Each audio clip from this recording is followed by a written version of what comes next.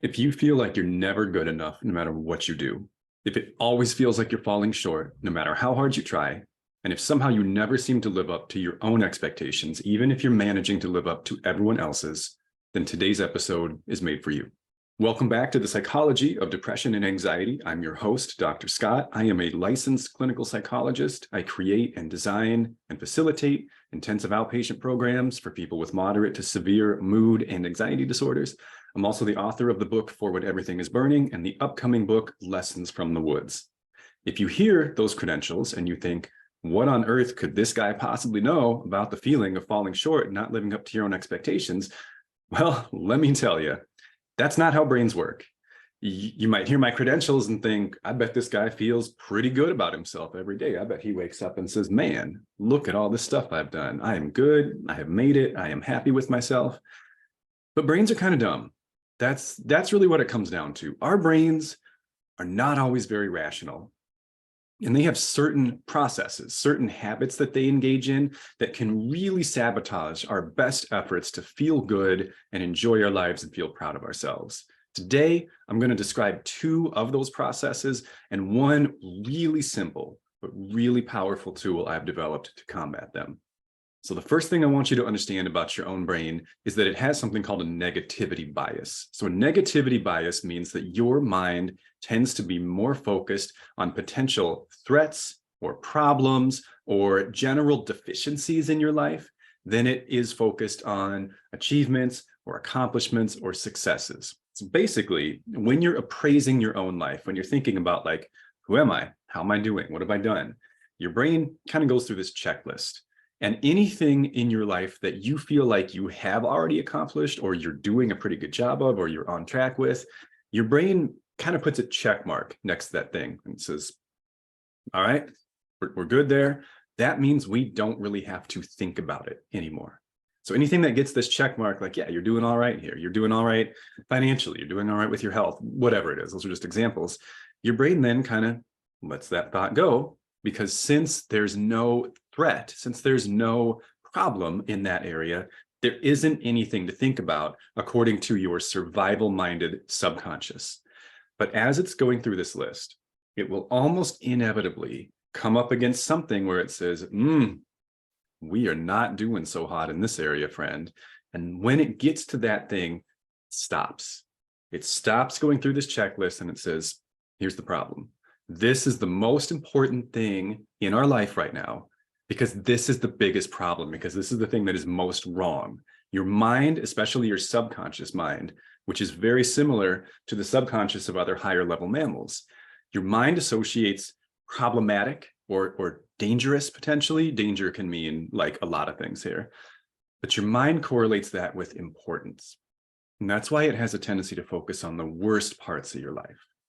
We also have a process in our minds called rumination. Rumination describes our tendency to repeat the same thought over and over and over again when it has a strong emotional component to it. So most of the day, our thoughts kind of flow like water in a river, right? Like we have a thought and within a few seconds it's gone. And there's sort of this constant in and out, this constant ebb and flow of ideas. But at certain points in our day, thought will enter our minds that has a really strong emotional connotation to it. And again, with that negativity bias in play, if that emotion is negative in particular, if that emotion is fear or anxiety or sadness or anger or loneliness or anything kind of in that realm of unpleasantness, your brain has a tendency to hold on to that thought and recycle it over and over and over again, which amps up the associated feelings, the emotions that come with that thought. They kind of start to pile on top of each other with every repetition of this idea. And so when you combine those two psychological processes, what you get is a brain that only notices the worst parts of your life and thinks about them over and over and over again. And so no matter what you do, no matter how well you're doing, you are not perfect and your life is not perfect. And neither of those things will ever be true, which means your brain will always be able to find something that is lacking, latch onto it, and make you feel like crap about it. Like I said, brains are kind of dumb. The good news is that to some extent, you can train yourself out of this way of thinking. There's actually quite a few strategies that you can use to do this: thought challenges, mindfulness activities. those are very broad categories of concepts or treatment resources that can help with this. I'm going to show you one today that I have developed, that I have made up, or at least adapted and kind of made it my own, that I personally find more effective than any of those other tools, because A, the simplicity of it, and B, the phrasing. You'll understand when I give you this example in a second. So for podcast listeners, I'm going to kind of describe what I'm doing here. If you happen to be watching the YouTube video, you are going to be able to actually see me use this skill. I'm going to draw it out on a whiteboard. So if you're listening to the podcast, but you are more of a visual learner, just a super quick plug, I'd encourage you to check out the YouTube video of this episode so you can actually see the visual example of what I'm doing. I call this tool the values pie chart. And so what we're going to do, and by the way, really quick, I'm going to do mine as an example, but I want to be clear on something. These are my values, and I don't necessarily believe that my values in and of themselves are universally correct for all people. So the purpose of this activity that I'm going to show you is not to try to get you to adopt my values and just copy and paste them into your life. What I'm hoping you will do with this is take this concept, take this framework, but graft your own values onto it and make it your own. If you don't know what your values are, then this is going to be a harder thing to do. And you're probably going to need to do some more foundational work on identifying your values. But even just doing this activity might get you thinking about them. So I start by making a pie chart. And of course, the beginning of making a pie chart is literally drawing a circle, which I'm actually terrible at. So if you're watching the YouTube video here and you see this kind of lumpy oval looking thing, it is intended to be a circle, and any non-circular aspects of it are simply an artistic limitation and not actually part of the exercise.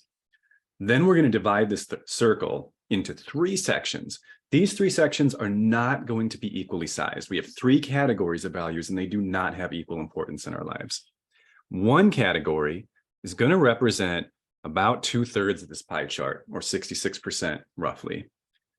We're going to have another category that represents about 25% of this pie chart. And then this kind of smaller piece at the top that just represents the leftover space. The main 2/3 of this pie chart, this biggest piece here, these are your core values. What is a core value? You can hear a lot of different definitions of this depending on who you ask. I define core values as basically your reasons for living. Like, what gets you out of bed in the morning? What's the most meaningful things that you do in your day? What gives you the deepest, most long-lasting sense of satisfaction? What do you want to be remembered by? What really bothers you more than other things if you're falling short at it? These are going to be your core values. And again, I don't know what those are for you. I'm going to share mine just as an example. Yours probably are different than mine. But it is important to identify what yours are, because this is going to provide you with some guidance on what to do to challenge that negativity bias and that rumination. This medium-sized 25% piece over here, these are what I call your supplemental values. These are going to be things that don't necessarily have value to you on their own, but they are things that support your ability to focus on and continue to move forward towards your core values. That'll make a little more sense when I give an example. And this smaller part here at the top, these are basically like your hobbies and interests. So these are things you do not necessarily because they are super important or meaningful to you, but more because they're fun, because they're enjoyable, and they add some needed joy and variety to your life. So there's a couple things that we can use this pie chart for. The first is we can use it to assess what we're actually stressing about. What I mean by that is, going back to that negativity bias idea earlier, as you're going through this mental checklist, when you get to something and you think, here's an area where I'm not real happy with where I'm at, we need to figure out, where is that on this pie chart? Is this a core value? Is this something that really is crucially important to me? Is this a supplemental value? Is this a hobby? Is this something that I just do for fun? Like, my performance on this thing maybe isn't that crucial. Is it even on the pie chart? Because there's not going to be that many things that are on here. And sometimes our biggest problem in life does not even make the cut of being one of our values. Let me walk you through this with my example now, like I promised. So my core values things that are the absolute top priority, most important parts of my life to me would be my family, my spirituality, my health, and my ability to help others. Now, I suspect a lot of people would put health as a supplemental value rather than a core value, meaning health is something that you need to have, fulfilled to some degree to do the other things that matter to you, but it's not super meaningful in and of itself. Health is a core value for me because I am someone who has had a lot of health problems in my life, more mental than physical. But I know that for me, nothing else really matters to me or feels good to me in life if my health is not in a good place, especially mental health. I know that being in poor mental health can take away everything else that matters in life. That's why I have mental health as a core value. My supplemental values, the things that support my ability to focus on family, spirituality, health, and helping others, would be finances, the state of my home, my living space, and getting outside, spending time in nature. These are things that I absolutely need to have somewhat in place in order to be able to continue to focus on my core values. I suspect for a lot of people, job will be in here, or career. I am very fortunate that I'm able to have a career that actually overlaps with my core values because of my ability to help others. That's what I get to do for a living. I understand that not everyone has that luxury. And so for a lot of people, their job is probably going to fall into this supplemental category. I didn't leave myself much room to write here, but under hobbies and interests, I would put things like doing my podcast, which does relate to helping others to some degree. But it's also something I'm very new at. And I also really enjoy like the editing and the audio video side of things. So I would consider this to be a hobby. Writing, again, I do believe my writing helps other people, but it's ultimately, something I would consider to be a hobby. So here's a metaphor I want to run by you before we go further with this. I find it helpful to think of these three categories of values. And there is a fourth category. The fourth category is the things that are not on this pie chart. And it actually is important to identify those as well. You don't have to list them all because it would be literally everything else. But it's important to acknowledge that fourth category exists. And here's the reason. The metaphor I use for these three sets of values, these three types of values, I should say, is that they all correlate with parts of a dish, as in like a meal that you're eating. So your core values are like the main dish. They're like the protein. So if you go out, if you go out to a steakhouse, for example, the core values are the equivalent of the steak itself. These are the focal point of the meal. These are the focal point of your life. If these are in really good shape, even if everything else is struggling a little bit, it's still going to be pretty all right. If these are not in good shape, the other things cannot make up for that. Okay, and that'll make more sense once I define those other things. The supplemental values, the things you need to take care of in order to focus on your core values, these are like the sides. These are the mashed potatoes, the fries, the salad, etc. On their own, by themselves, they're not super satisfying. But as a component of something greater, they add a lot of value to your life, and they are still quite important. They play a supporting role in the big picture for you. Your hobbies and your interests. This is a really crucial point, so try not to miss this. Your hobbies and your interests are dessert, okay? They are not essential. They are not crucial. They are a fun bonus in addition. And sometimes the things that are really stressing us out are dessert. Like a week ago, for example, I was really stressed out about, am I doing well enough on social media? This is silly. It's a little embarrassing, but I'm a pretty transparent person. So I'm going to admit it to you all here. I was kind of stressing about like my follower count and my subscribers. I'm like, why am I not bigger? Why am I not doing more? Why am I not more well-known on here? And the amount of real estate, it was my negativity bias and my rumination kicking in hardcore. The amount of mental real estate that this was taking up for me, it was taking away from time, energy, and attention that I should have been spending on my core values. I re-recorded a couple episodes like 2-3 times because I wasn't happy with them. I kept going over the same few paragraphs of my book that I'm working on over and over and over again, and just being really rigid and really perfectionistic and like, this is not good enough. This is not going to work. And it was really growing out of proportion to its role in my life. And so that's the first potential outcome of doing this values pie chart, is you realize the things you're stressing about are not that big a deal. And actually, let me go back before I talk about the second purpose. Anything that's not on your pie chart, in our food metaphor, that's somebody else's plate. That's somebody else's dish. That's not even your food. So if you find yourself stressing about something that does not even have a place on here, it's not yours. It's not your thing to worry about at all.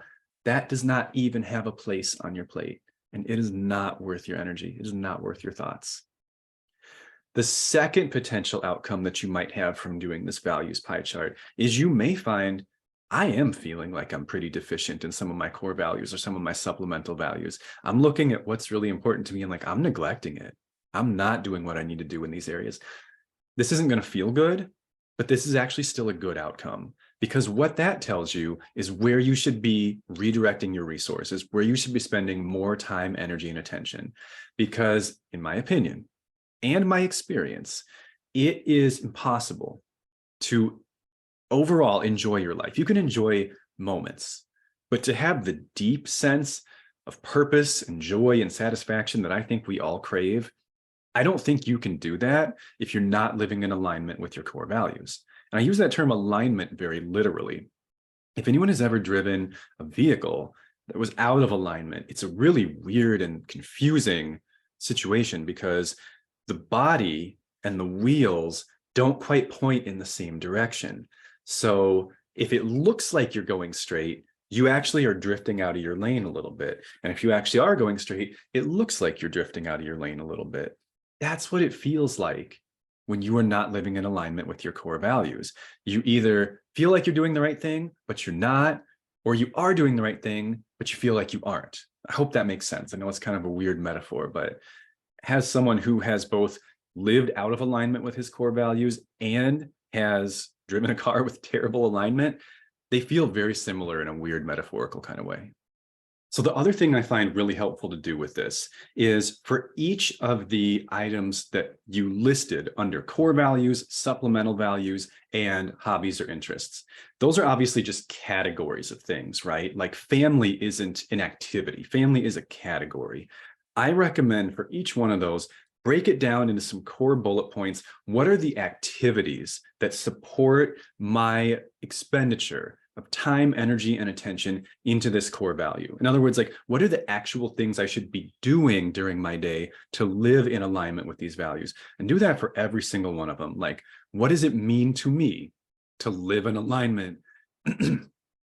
Like, what does it mean to me to live in alignment with my family being a core value? What does it mean to me to live in alignment with my spirituality? What does it mean to me to prioritize helping others? You have to define these things for yourself. And when you define them, that provides you with not only a roadmap for what you should be doing during the day to live the best life that you personally are capable of living, it also provides you with evaluation criteria. So when you get stuck in that negativity bias, when you get stuck in those ruminative thought patterns, you can look back at this list and say, well, did I do these things? And if you generally did the things on that list, if the majority of your day was core values, supplemental values, and maybe a few hobbies and interests here and there, then you unquestionably, inarguably are doing what you should be doing, even if your brain tries to tell you otherwise. And it will still try. Because to bring this whole thing full circle, brains are a little bit dumb sometimes. And that's just the truth. They just are. They're so frustrating. They're so illogical. They aren't user-friendly. It's a lot of work to have a brain. But I hope that the tools I've talked to you about today help make it a little more tolerable and help you take your next steps in life, whatever those may be. Now, one last thought really quick before I have to go. If you were looking at my values pie chart and those, I only had like 8 things on there. And if you were asking yourself, is that really all he does? Like, are those few things his entire life from sun up to sundown? If you break them down into the actual activities that support them, the answer is yes, they are. I live a very narrow life, and that is 100% by design. I've tried it other ways too. I've had a very broad range of pursuits and hobbies and interests and passions, and it just about drove me insane. because I always felt like I was falling short at every single one of them, and it was miserable. So I have found that, at least for me personally, delineating my life to basically as close to the bare minimum amount of things as possible, and making sure that it's only the most important things, and just not worrying about the rest, like at all, really at all, brings me a tremendous sense of peace that I never thought I would have. So think about using this values pie chart for your own purposes, to find guidance and direction in your life, and hopefully also to more fairly and appropriately evaluate yourself. I hope this helped you today. Take care.